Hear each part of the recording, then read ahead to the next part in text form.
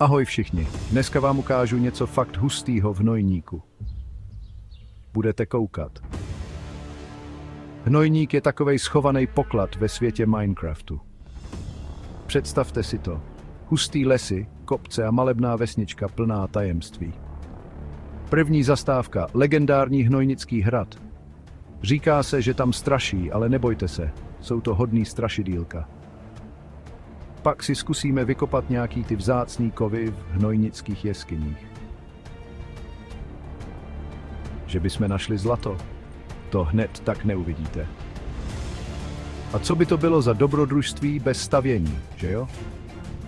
Mrkněte na tenhle super domeček na stromě, co jsem postavil ze dřeva z místního lesa. Je z něj ten nejlepší výhled v celém Minecraftu.